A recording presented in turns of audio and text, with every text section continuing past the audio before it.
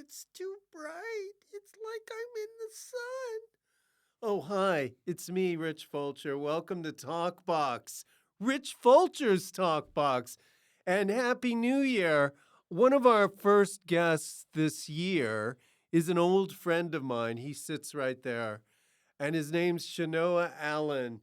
You may not have heard of him, but you know him. He's from the Pajama Men, and he's doing a show at Soho Theater that is just going to blow your talks off. Yeah, that's socks with a T. Take that. And check it out. It's great. And you're going to love it. I'll talk to you afterwards, okay? Fake pipe. Peanut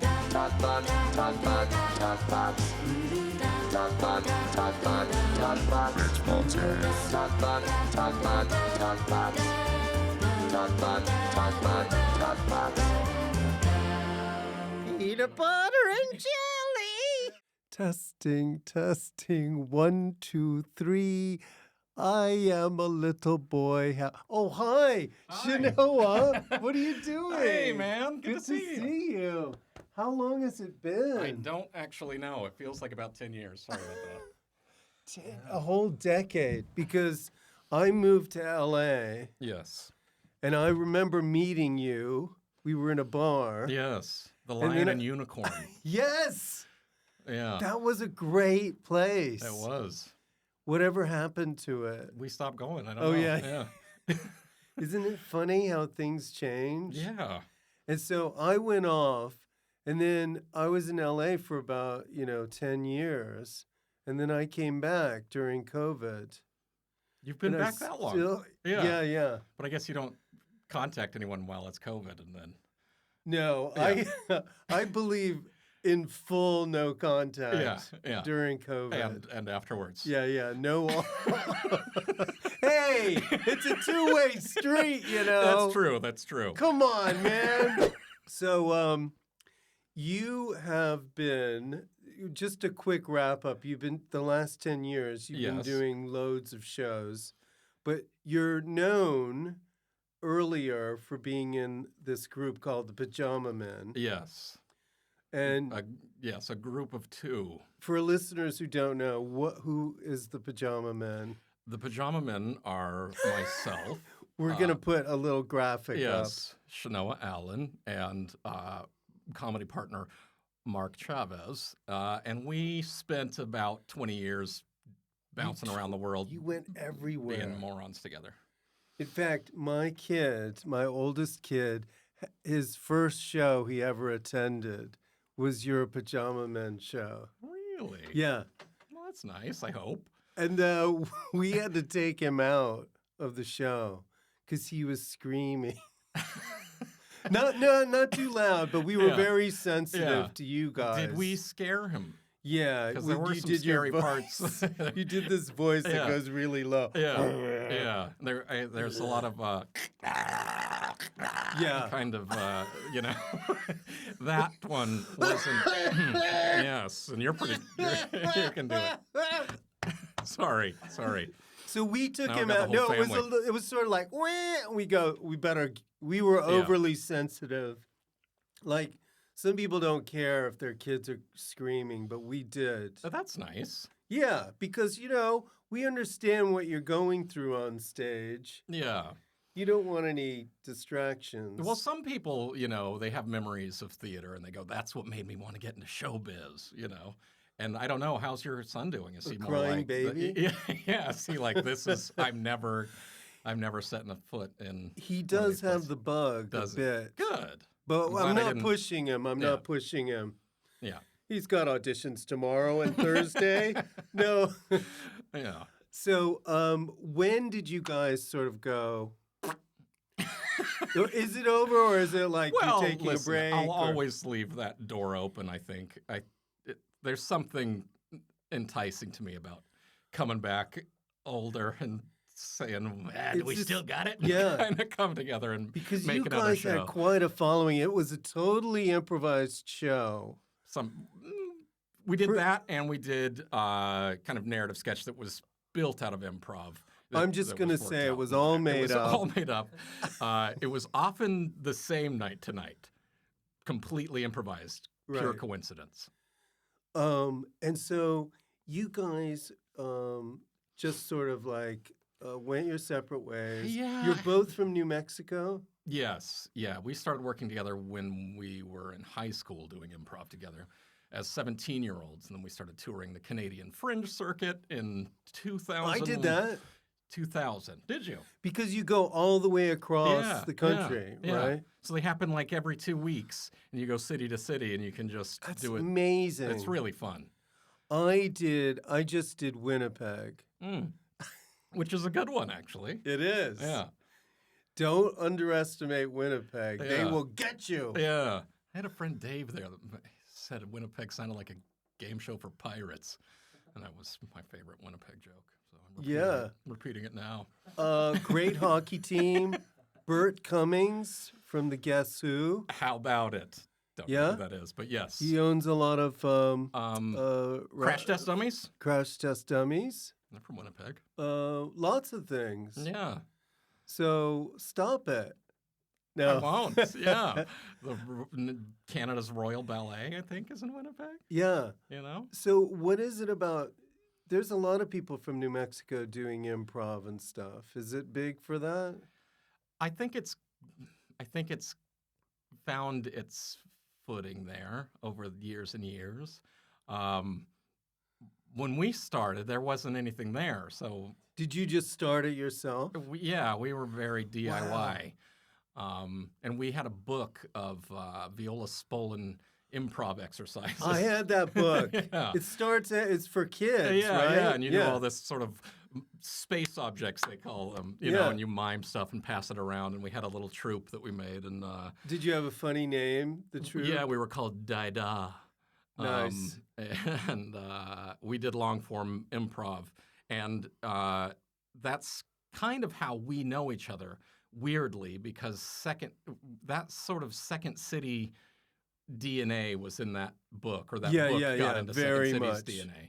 And then we were in the desert making our own version of what an improv show was. And Which then is Second great. City found us, and they were like, what's this weird, like, distant bastard child of us over here? And then they took to us, but we were doing something that was a lot more surreal than their kind That's of the beauty of regular improv. jam. There's like all these different schools that sprouted out from long form that were like sort of like acting schools, you know, like you've got the Meisner, you've got the comedy, you know, the ones with your bag over your head. What was that? The Baghead improv? No. I don't know. It was like a chain, and it was based mostly on people just coming in and one-liners and stuff. Right. And then there was the long form. There was the Annoyance Theater and Improv Olympic. Yes. You guys, just so many different, you know, thoughts and concepts that went into it. Yeah. So how would you describe your particular long form? Just surreal? Yeah, I mean, that's not much of a word, is it, I guess, because it doesn't really... I don't know. It seems like I need more words to describe what we did. It was quick On acid. Quick character changes on acid, which I do think it was a little bit acid driven, really. Yeah. And we would try to weave together as many storylines as we could, and we really got a lot of mileage out of quick character changes. And it was our relationship, because we knew each other so well, which is also kind of why we stopped working together, because after a while it was like a closed loop. It was after 20 years. You knew everything about becoming each the same other. person. Yeah. So we needed to sort of go out and get some new information from other places. But there was a real joy to that in performing, because we could finish each other's sentences and figure out and do a lot of the same voices. So we were able to both play. Like, we could have a character in our show and both come in and out of that character while the other person was playing other characters in the scenes around it. And, you know, Mark would pick up the voice where I left off, or I'd pick up that voice where It he was left off and stuff. amazing. It was really... It's amazing to watch you two guys. Well, thank you, Rich. Because it's like so smooth and flowy. You're like, what's happening to me? I'm becoming a part of them. That's very nice. And well, no, I didn't have to say it. So you're doing a show, not to skip too far ahead. Yeah. So you did this improv thing, and then when did you start doing one person sort of things? I've done a few over the years, just kind of peppered in between my main career.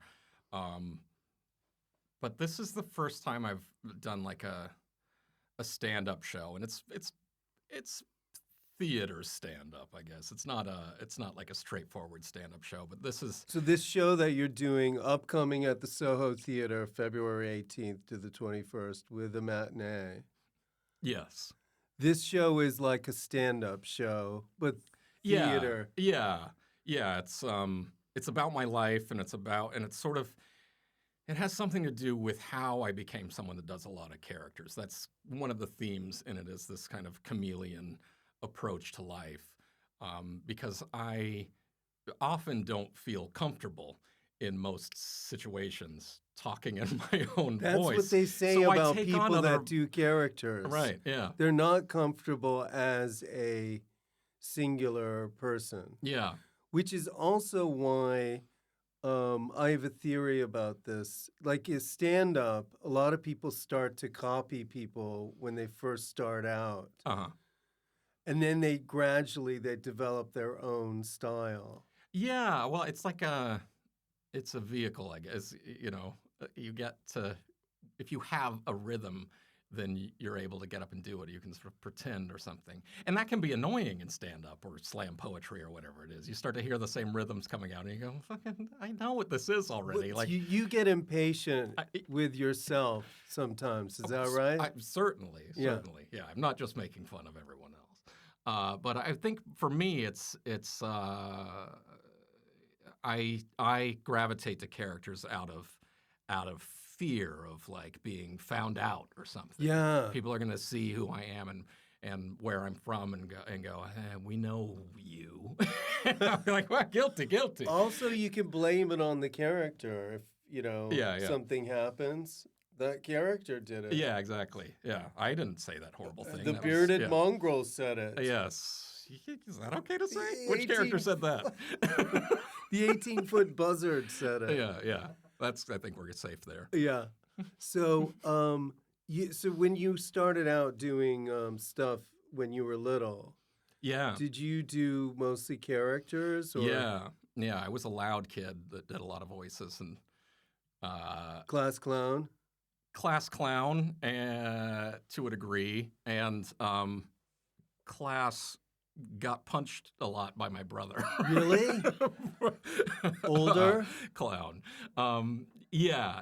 He, because I'd be coming around going, peanut butter and jelly. And he got to a point where who would want to punch somebody for that? Anyone probably if they hear it enough times. But, yeah.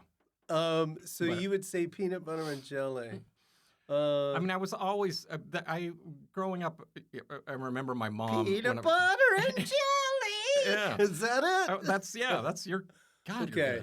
You're good. But I remember my mom being like, can you speak in your own voice? Please, like just for dinner. Would you adopt an accent throughout the day or something?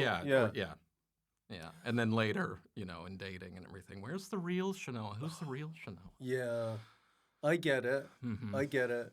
So this was a common thing. Right here. It's me. What do you want? Well, what about, so you'd go out to a bar at night and just be an Italian guy the whole time? Yeah, but it's not like and I still am like this. Yeah. But it's not like I go, I'm going to do an impression of an Italian guy. I just find voices that I feel more comfortable in. And it's I approach this in the show a little bit of like, if say you have a roommate where they're always leaving the lids off of their jars or whatever, and you go pick it up and come, and you want to go, Frank, stop leaving the lids off the jars. If you do that, it's a big confrontation. But if you go, Frank, why you leaving the lid off of the jar? He go, I don't know. I'm sorry. And it's not, And then it diffuses the situation. Yeah. Or you go up to him and say, peanut butter and jelly. Deserves to have its lid put back on. Yeah, come on. Yeah. I see. So it got you out of a lot of scrapes and situations. Yeah, I chose silly over bruising. Yeah, I think for the most part. I would do voices, but I wouldn't do it every class. I would gauge it by the teacher if they were, weak, and no, if they were receptive to that sort of thing. Yes. But you know how you can sense that if somebody's going to give you flack back. I was kind of like, okay. Yeah. But you seem to be more all the time. You were pretty much permeated with. Yeah, or I was really closed down, so it was like finding where. And I think theater and improv gave me a place to go be crazy. It was like, well, if you want to see crazy, I'll show you crazy, and it's better to do that on a stage. Yeah, yeah. And that gave me an outlet for that, for feeling like, oh, people are gonna think I'm a loose cannon or weirdo. Something. Yeah. How early did you do improv? What age did you start doing? Well, embryo, yeah. Yeah, I was asking for suggestions. So you weren't like a teenager, were you? Separate into more cells. Yeah. Mitosis. How old were you? Like in college or? No. We had a high school improv team, which is like, I guess I was 17. That's great. I wish I did that when I was that age. But here's something that we have in common that I've been reading about. Your dad or your granddad was in the Air Force. Uh-huh. My dad was in the Air Force. Did you know that? I did not know that. Okay, ding, ding, ding, ding, ding. Yeah, look at that. Neither of us are in the Air Force. But we moved around. Right. Did you guys move around, or no? Because that's more my dad's granddad? life. Yeah. But he had a big influence on me. But I want to hear more about yours. No. I was just gonna say, we averaged about every 2 years we would move. Right. So I was used to moving. I'm a rambling kind of guy. Yeah, Rolling Stone. What? Yeah, a rambling guy. Yeah. And so, I mean, when people say, don't you wish you lived in one place? I don't know of any other life. Yeah. So that's why I don't get in touch a lot of times with people. No, I don't, because it's sort of like, boop, I'm gone. Yeah. And then I come back, hi. Yeah.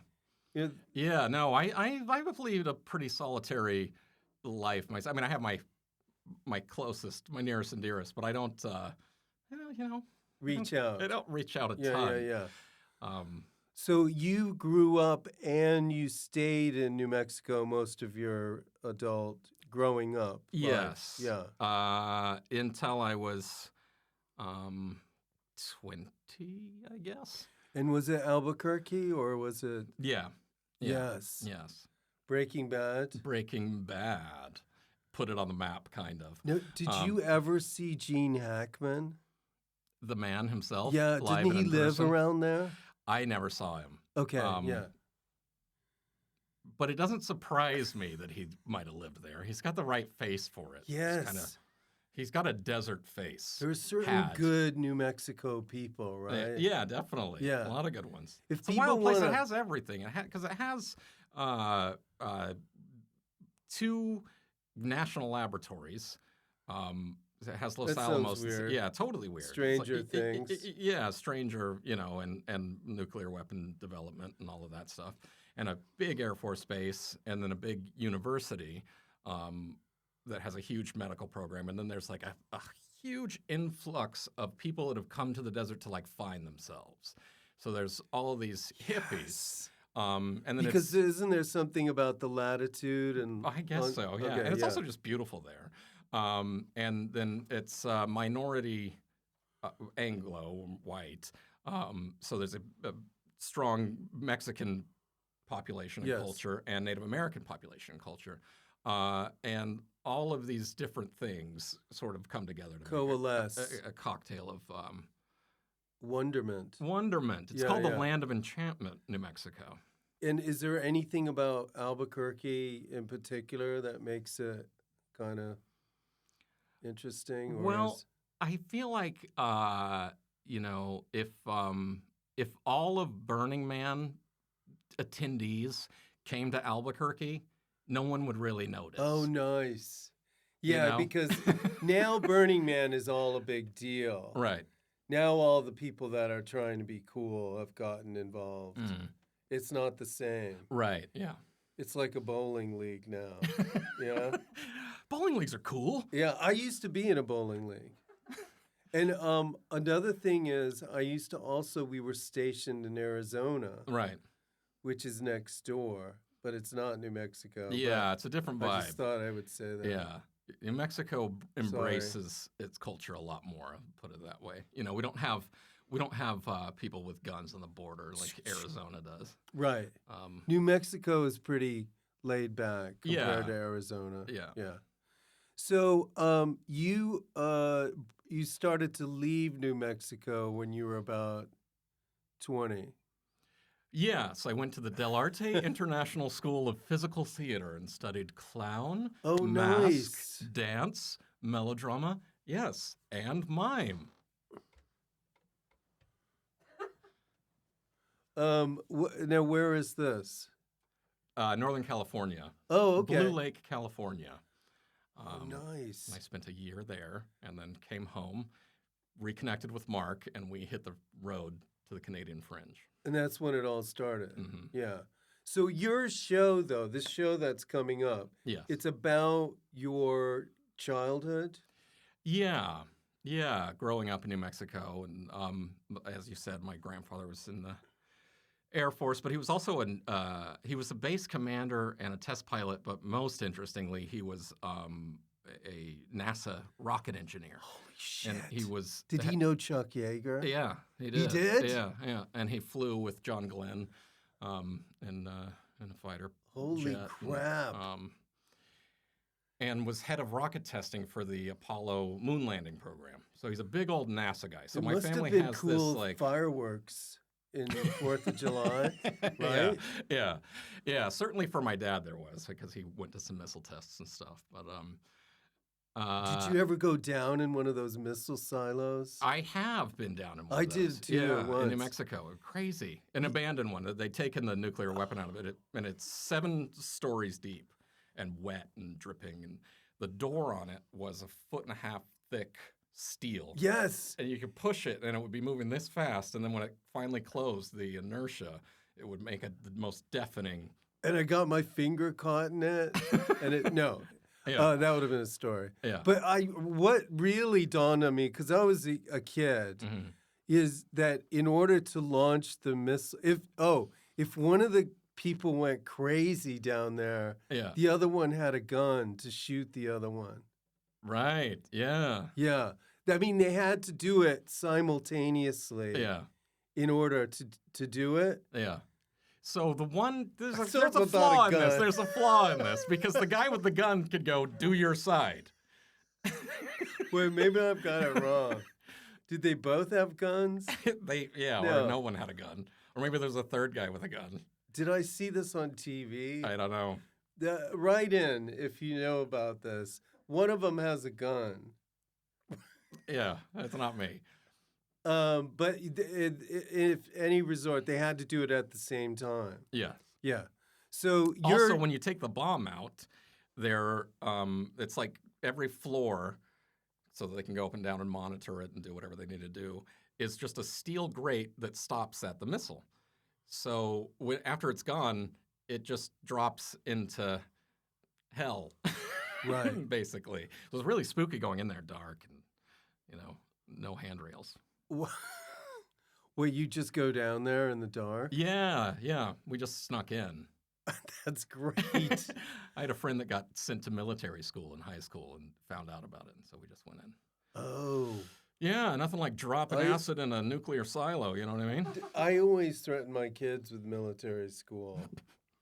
I know, it's such a classic thing. And then yeah. Ducky Yeah. got sent to fucking military school. We were like, what? This isn't real. Is this happening? So your grandfather was really hardcore military. Yes, and really hard ass. And so he hard. laid down the law. Yeah.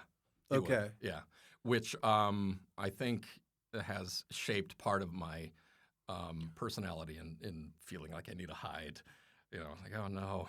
My dad was a here bit comes the colonel, hard. you know? Yeah. He was a bit like, he didn't even have to be, angry or anything. You just knew when he got home, Yeah. shit would go down if you didn't. Did you feel like you were in trouble when you heard your own name? Yeah. Because I had Richard! that. Yeah. Yeah. Yeah. Shenoah? And then he'd have this whistle. He could do that whistle. Oh, I thought you meant like with his S's. Yeah, I can Richard? do that. Yeah. No. It'd be too loud though. You can. I can do it. Yeah. So he would do that all the time to get me to come in. And every time there was something going on, like usually it was just dinner. That's but terrifying. yeah. So anyway, go ahead. What, whistle? Yeah. No. So he was a hard ass. Yeah. And what about your dad? Was he a hard ass? No. No. Intimidating though. I think he inherited some of my dad's or his dad's Of course. kind of authoritative way. But my dad's gay and artsy and kind of the polar opposite. The only thing they had in common was my grandfather was funny, Right. and my dad's funny. And my grandfather hated my dad because of his sexuality. Okay. When did he come out? But at the same your time, he dad? was his favorite kid, so it was a real kind of like, oh, what do I do about this? The fun one's gay. When did your dad come out? Always was out in my life anyway. I think in his words, he knew when he was about 7. He was like, I think it's the boys. So your granddad was always slightly mad at your dad. Yeah. Always like, this is disgusting. Why are you doing this to me? Kind of vibe. But loved him kind of against his will. Yes. Yeah. This is like immediately. This is a movie or a TV show. Yeah. Well, it's a colorful family, which is how I ended up writing the show. So my grandfather and grandmother's brood, or his 2 older brothers, both ended up working in the Pentagon. One as a nuclear physicist, and the other as a military analyst. Are they there right now? No, they're done. One of them's dead, and one of them's retired. But reporting directly to the president with war scenarios. Oh my and I've God. been in the Pentagon and in the war room and gotten to see like the big iPad version of a wall and all of this stuff. I've been in the Pentagon. My dad was stationed there. Yeah. How about that? Yeah. Yeah, we do have a lot in common. This is so wild. Did you go to the Starbucks? Yes, Yeah. I actually one summer I worked there. Did you I really? was a word processor. But you could get in there back then, easy. Right. You couldn't get in there that easy when we had to have, my uncle had to take him, I took Mark with me and he took us around. And they say his you could get security from pass. one point in the Pentagon to the other in like 6 minutes, no matter where you are. Right, yeah. I don't know if that was true. Because you go I to the guess you center. cut across the middle, and then, yeah. yeah. And in the center is a little like snack bar and place where you can hang out. Yeah. And you could draw a pentagram in there. Yes. No one's ever thought of that. So Oh yeah, so he had those 2 kids, and then my dad, and then another 3 boys. Yeah, 4 boys, because another one then came, 4 who boys. had who was born with brain damage. He had his umbilical cord around his neck, and he was born with cerebral palsy and was obsessive compulsive and autistic, and really cool, really fun guy. He features a lot in my show. And just a big giant of a man. And then my dad's sister, who is has a sort of more tragic story of falling to the way of pretty severe drug and alcohol issues. Okay. So it was a colorful bunch. Yeah, you covered the gamut. Yeah, and then some of them came to live with us, and we sort of had a communal situation. So my grandmother and my uncle that had the brain damage came and lived with us. So the two of them were living with us, along with my brother, his wife, their 3 daughters, my other brother, his girlfriend, my dad, his boyfriend, my mom, and any number of roving, like hippie kind of sort of strays that my dad Doug would. Stanhope? No, no. No. No. Yeah, not yet. No, I've met him. I don't think he'd remember, but he wasn't there. So how many people total were in this house? I don't remember at its peak what it was. Over 10. Yeah, Holy crap. and it's off grid, and there's a solar. So you're way outside of. It's actually not very far. Okay. It's just right out of reach of utilities. So this is strange. And then you would go to school like average Joe. Yeah. With this strange family. Yeah. Which you thought was, everybody had a family like this. Right. Yeah, that was the surprise. It wasn't that my dad came out to us one day. It was we went into city school and we're like, oh. Your dad isn't gay? Wait, what? Everybody's dad is gay. Your dad doesn't have 2 partners and lives in the mountains with his mom and his mentally disabled brother? So your dad had his partner and your mom. Yeah, they still all live together. Wow. Mm-hmm. This is amazing. What is your Christmas like? Pretty thrown together. Right. Like they would put a few. We're having Christmas now. Yeah, and then like chuck a couple decorations onto one of the house plants and wrap our presents in the nearest towel or blanket and go. So you're but saying... they did give us things, but they didn't really get into. When we were little, they kind of went for it. So it wasn't very organized in your house? There was never any sense of routine. Right. We all knew routine. Yeah. My dad's spontaneous, and so spontaneity was the thing to get used to, I guess.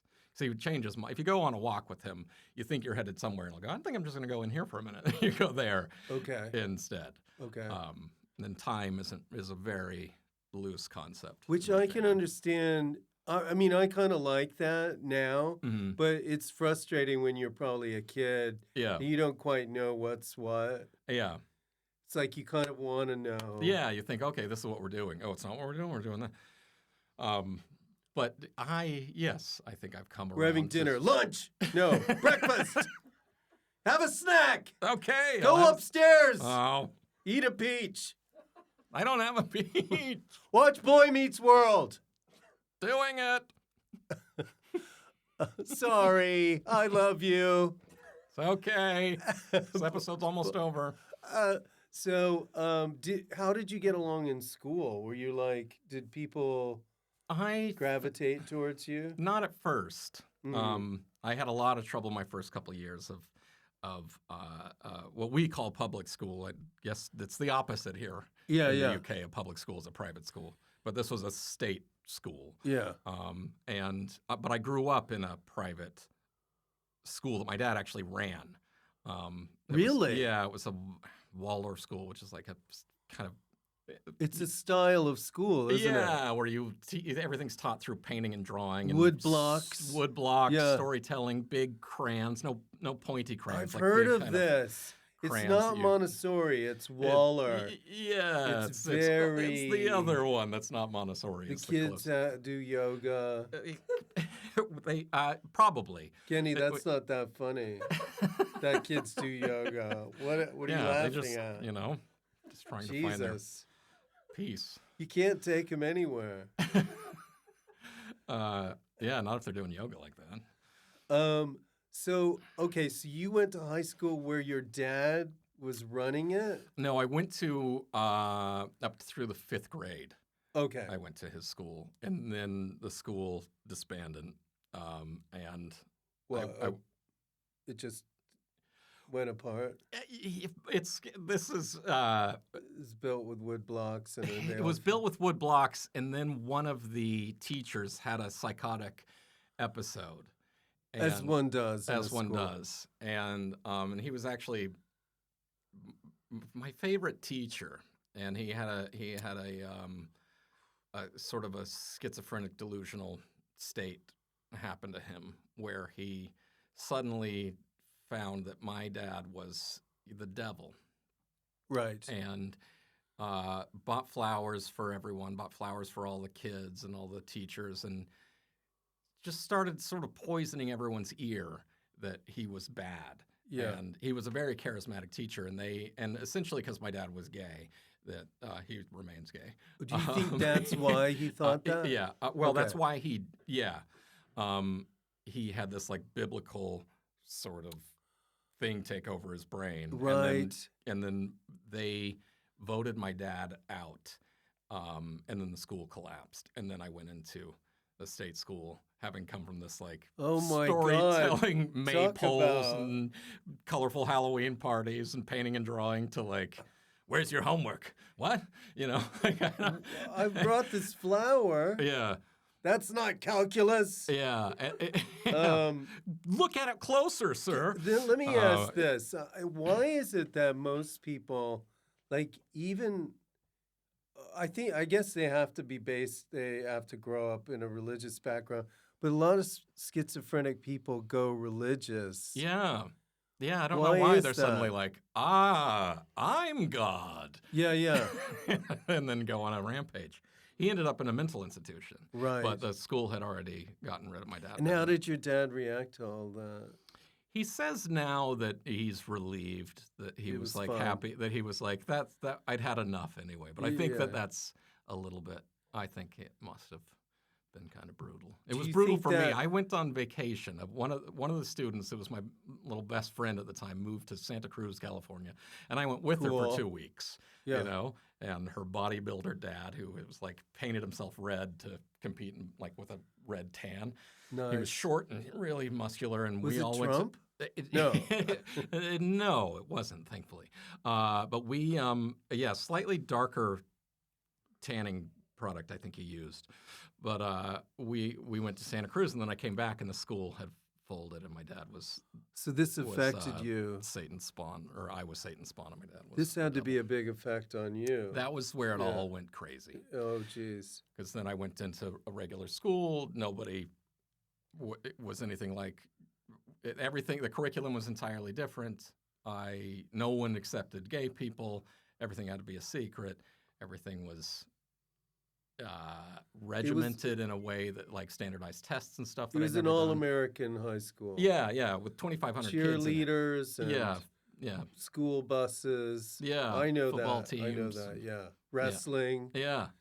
But did you eventually sort of fit into that? Yeah, I found the theater. And you have to find your people, though, right? Yeah. This is what happened to me. Like, because I said we moved around every 2 years, which never bothered me except high school. I started to get in with a crowd. Yeah. And I was finally getting used to it, you know, and they were kind of funny, and we were all funny together. And then I had to move. And that was the one time where I was really upset. Yeah. We'll take a break here. Yeah. I guess I took a mental break there. Sorry about that. That's all right. I was taking it in. But yes, it is very uprooting, I suppose. You bounce around all the time. Now I live here after uprooting myself constantly. You know, Mark and I toured for 20 years, and now I move around, but. And you feel comfortable being in. I guess I move around enough still. Yeah. You have a base. I have a base, which feels pretty. I'd like staying in one place now. I think I got it out of my system. But there are times where I go, like, because we went from California to here, I go, why can't we keep some kind of thing in like, I wish I could have something, a shed or something there. Yeah. You know, just to have a connection to it. Mm-hmm. I had like a little shed in California, too. Who wouldn't, right? Yeah. Like Ted Kaczynski. Why not? No. That's terrible. Yeah. I said, why not knowing who Ted Kaczynski is. The Unabomber. Oh, yeah, of course. Oh, yeah. Well, I'm glad I asked. So, so you're in high school. It's funny that you know him by his name rather than the Unabomber. Of course, I mean, I guess a lot of people must. But Didn't like, you watch but it? I know the Unabomber, but I don't go, Ted, you know. Didn't you watch the Unabomber? I did back when, back when That's he was, all when people he was on talked the air. about was his Ted brother, Ted Kaczynski brother. Well, it sounds like it's too professional sounding of a name. I don't know. It sounds like, Ted Kaczynski's here. Yeah, he's going to redo our computer system. He's going to do our communications. Our new math teacher, Ted Kaczynski. Yeah. Nice to meet you. Hi. Yeah. We're gonna what? Put hoods on? Oh. So,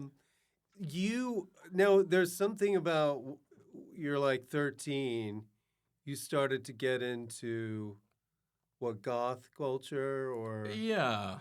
Well, Yeah, I did. Found some Cure. friends. The Cure. Yeah. Yes. Susie and the Banshees. Nice. And a lot of industrial stuff like Front 242 and Skinny Puppy, and then a harder goth stuff like I'm just Christian nodding. Death. Oh yeah. A little Christian Death thrown in, Thrill Kill Cult, these kind of bands, Ministry. And what got you involved in all of that? Your friends? Yeah. I found some friends and found LSD and. No, this is pretty.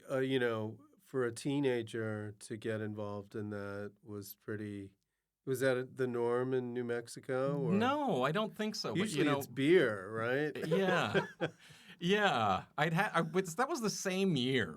I had beer. A Who wants to trip? I had a Bud Light, and then some kid with a mohawk put 4 hits of acid in my mouth. Because for me, it was like beer. Weed? Oh my God, that's like a big step. Yeah. For you, it's like beer, no. Yeah. Acid! Yeah, I know. And heroin! No. I had acid before weed, which is not usually the way. Acid before weed. You'll always need. Weed before acid. You're not too bad then. Remember that, kids. Yeah. But my parents had done a lot of acid in their younger years, but they had it around the house. They didn't. Well, not yet. Oh, I thought it was toothpaste. Holy crap! Did you have?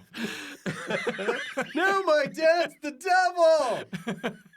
He was right. Yeah. So they had done a lot in the 60s or what have you, in early 70s. What would what is Timothy Leary? Yeah, that kind of jam. I don't think they were with Timothy Leary, the man himself. Did they know Ken Kesey? I don't think. I always think that it's a small group that did it. Yeah, but everyone. My dad does. It does have a little bit of a Forrest Gump kind of life, but. I know I think he picked up Baba Ram Dass hitchhiking once, but I don't know. But we started doing acid, and they hadn't seen it in a long time, and we had a very open dialogue with my parents. And what'd you and do so they today, were, Shenoah? Yeah, so they were like, "Wait, you can get acid? Where are you getting it?" And so then they. Because it used to be only the CIA. We then hooked them up with the guy we were getting it from. And you buy these things in quantity so you're not having to commit crimes all the time. Yeah. So from that age, in my 20s, we always had a sheet of acid in the freezer. Because your dad had it as well? Yeah, in a vitamin jar. No, only 3 tabs, boys. Yeah. You've got dance class tomorrow. Yes, I'll wait till then. So it could be that you had some friends over, you do some acid, and then your dad and his friends would be doing it in another room? Not quite like that. I have done acid with my parents. I think that would be very strange. Yeah, and also, child services. Yeah. If that ever got out. Yeah. Yes. So it's all lies, But so you would go. Okay, so you would have. But I did have but because we had access to it all the time. When we lived up in the mountains, I had a lot of little acid parties. Yes, and you'd put it in punch and stuff. Not quite that reckless, And I was pretty reverent of it. I didn't look at it as a party drug. A religious thing. It was more, and maybe that was a little bit my family's religion, because my dad looks at it like that, and I probably inherited that from him. Or from the experience that it is to do LSD. So when you had a party, were you very selective about who would go to these parties? Like, fairly. You can't handle that. You know? No, it was more like, oh, you can't handle it. You know, you'd find out, and then talk them off the ledge. Get down off the flagpole. Yeah. Never. It's bleeding. Now, do you think this is I was thinking about this. Is it possible to have a bad trip if your underlying mental state is good? Do you think it's... I probably anything's possible.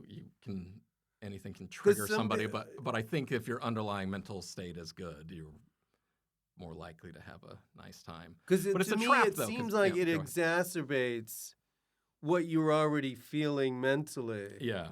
Right? Yeah, I think it certainly can.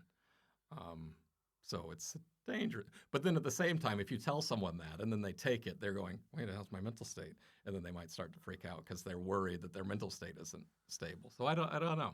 Now, say if we were going out for beer and we went to one of our places and one of us brought out some acid, what would you do? You go, I don't do that anymore. I haven't done that in a long, long time. Right. Is what I would open with. Yes. Okay. And then I guess we'd talk about it, and then I might do it. If it was you. Let's talk. I might. I still eat mushrooms, but that's more low key, and you can much more easily. Not in Australia. Monitor what you're doing. Right. But yeah, because you can't control it. Yeah, it's more incremental. Yeah. Your show also talks about you possibly going to a dark side. Is that true, or yeah? Is that just to sell tickets? I don't think I ever really went to a dark side, but it was around me. Shit. And so there's a couple of because Albuquerque's kind of got that element situations to it. That there's a lot of guns there. There's gas stations you can buy a gun in. So what do you do? Buy a gun and then go hold the place up? I don't know. Yes. Like the Terminator. Remember when he bought the guns and shot the gun? Yeah, like that. So there's too many of those around. It's just like, it's still weird to go to a shop and then somebody comes in with a holster and a gun. Yeah. Who's not a cop. Yeah. And in Albuquerque, there's also conceal and carry is legal. So you can have it on your hip, but also... I don't trust everybody. No, people have them in their jackets, and then a lot of people have them in their purses, And these people have not been vetted. No. Have they? No, they haven't. This guy's talking to himself. Yeah. He's talking to his gun now. He's doing this. It's freaky. Oh. So, sometimes people use them. Right. So. And did you ever know anybody that got involved? Yeah. Yeah.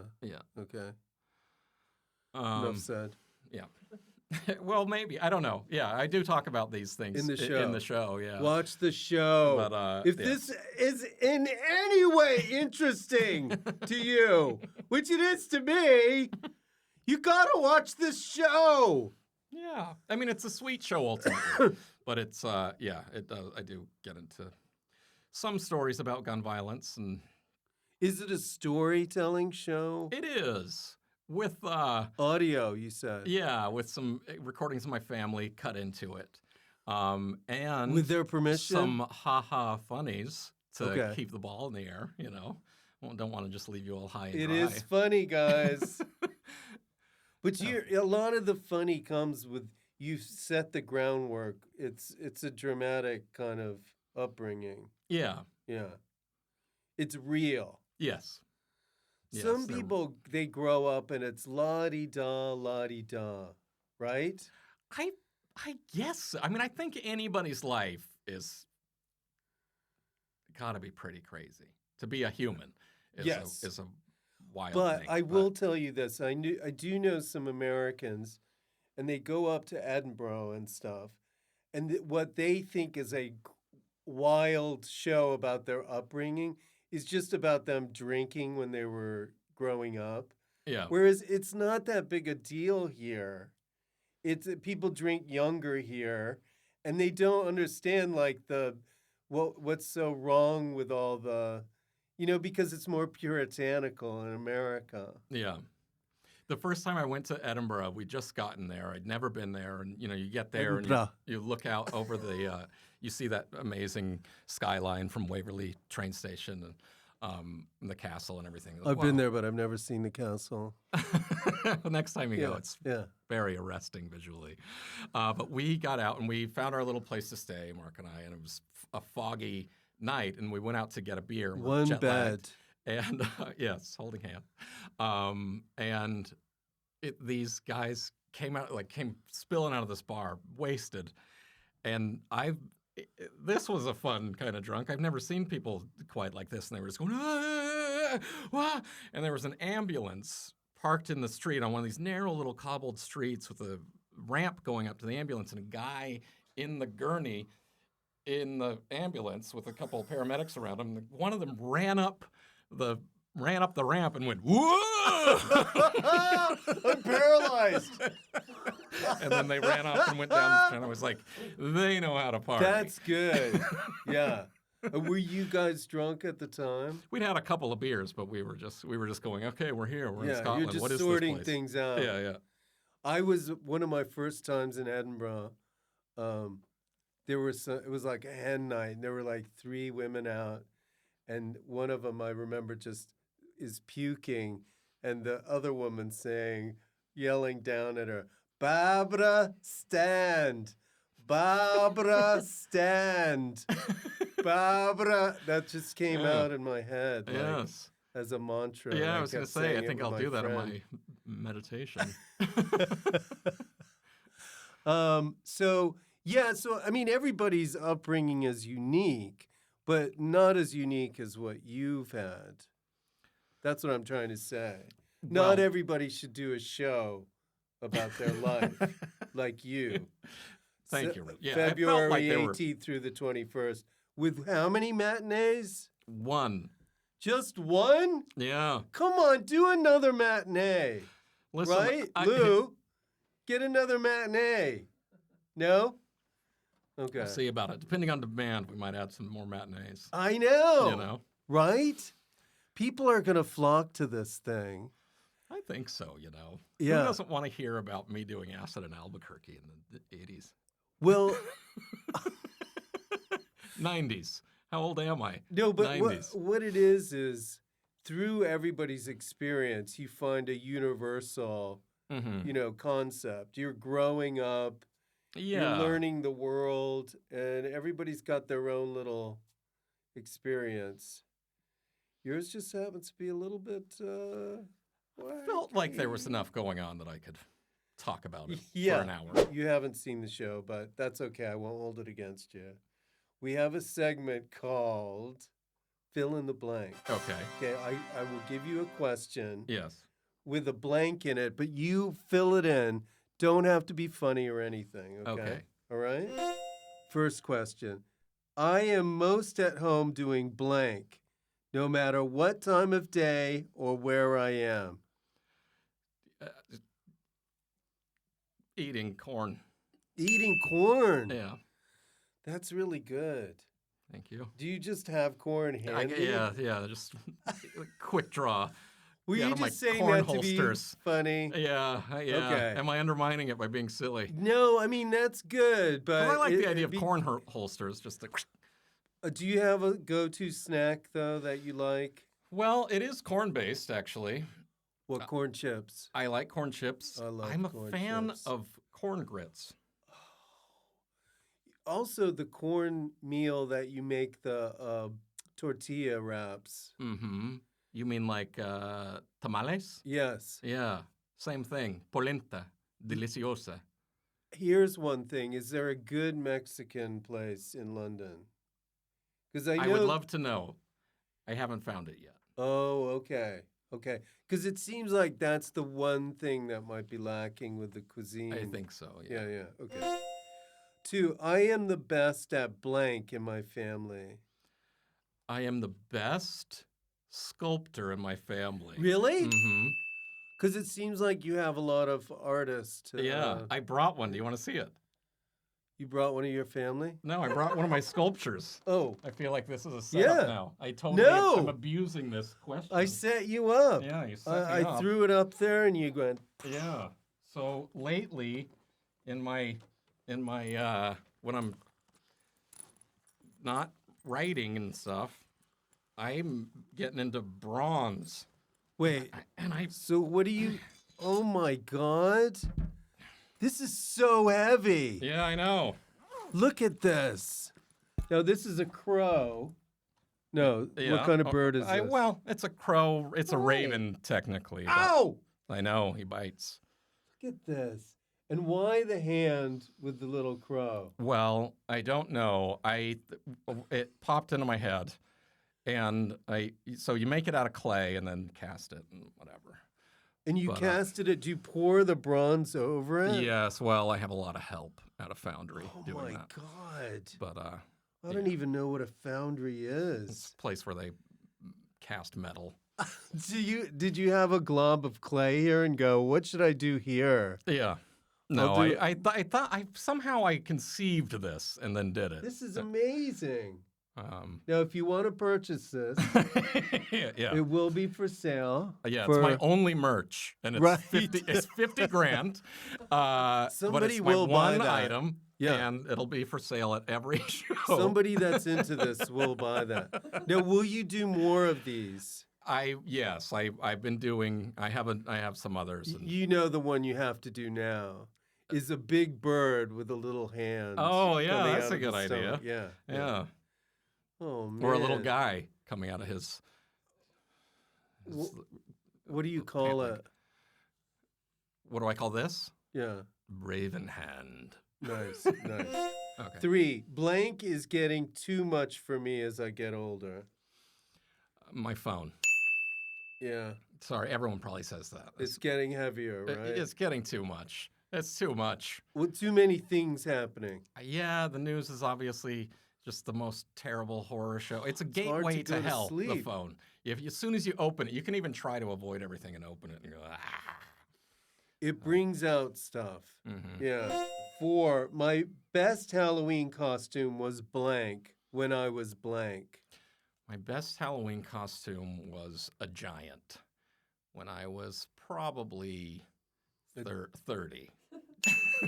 A giant. Yeah, and all it was I had some little clouds on my shoulders and some little birds, kind of on wires coming out. And then on my shoes, I went to a Foundry. I went to a railroad, like a miniature railroad hobby store and got a little tiny meadow and a little fence and some tiny sheep. And so I glued this meadow to the bottom of my foot, and then I had a little fence going across my foot. That's and great. Little sheep and stuff. How That's all it was. original is that? And you were giant. here in London when you did that? No, I think it was in Albuquerque. Okay. That was my best one. I That's think. great. I never did anything like that. I bet you did Maybe a lot of good ones. Batman. Anyway. Well, we don't know you weren't giant Batman. Yeah, that's true. I currently own blank trousers. I currently own not very many Okay. trousers. Under 5? Yeah. Really? Yeah, I just got a couple, 3 pairs of jeans, The ones I wear, I have a rotation that's Yeah. very small. Yeah. But I have some trousers I never wear. This is Yeah, this has I been went through and fascinating. I got rid of some of those. If I were you, I mean, not that I have any right to, suggest anything. In your show, talk about the trousers. Yeah. Yeah, if I have any space to fill, kind of the slow parts, I can talk about the 3 jeans I rotate. Shenoah, this is the last part where you can plug anything you want. I know you want to plug the show, but anything you want to say about the show. Okay. Well, I'll plug my movie. Oh, your movie. I didn't talk about Well, this. that's okay, Okay. because we're here to talk about It's the show. out now, It's right? out. Yeah, you can find it on Amazon and Apple. It's called Sunlight, Sunlight. and it's something that Nina Conti and I spent the last 7 years creating, and I think it's a wonderful thing. 7 years. And how long is that? Do you know how many 96 minutes. That's a short film, guys. That is By not today's like a Harry standards. Potter movie, Yeah. which is way too long. Don't they make those way too long? Yeah, I don't watch those. No offense, everyone. That's not my cup of tea. Have you taken this around to festivals and Yeah, stuff? yeah. We've been all over the shop. And how would you describe it? It's a comedy. It's a comedy. It's a dramatic comedy about two outsiders.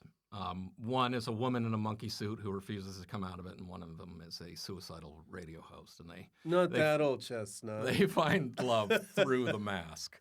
And it has music from Radiohead and the Pixies, and Christopher Guest produced it, and it's a whole big old lifelong thing that we got to do. Oh my God! It's so. Wasn't it? Weren't you glad when you finished it and you go, Yeah. yes?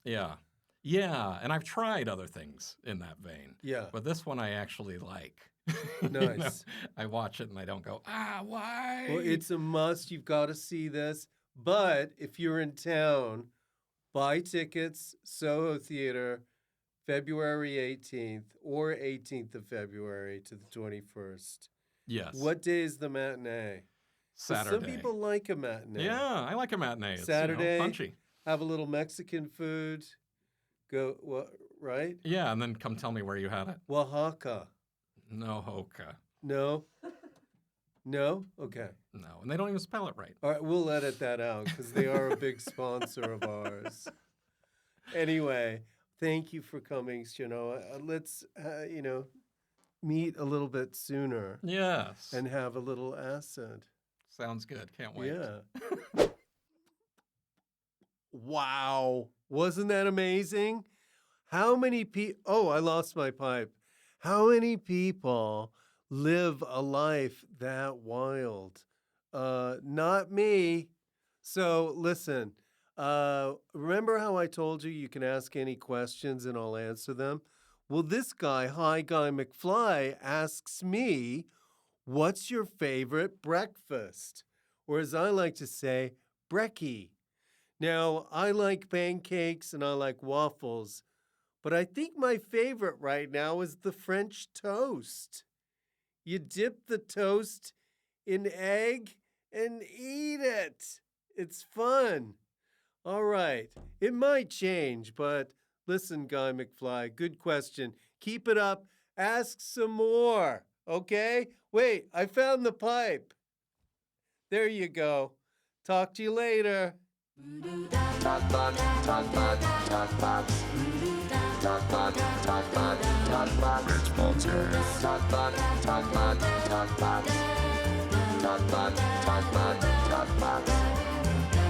Rich Fulcher's TalkBox.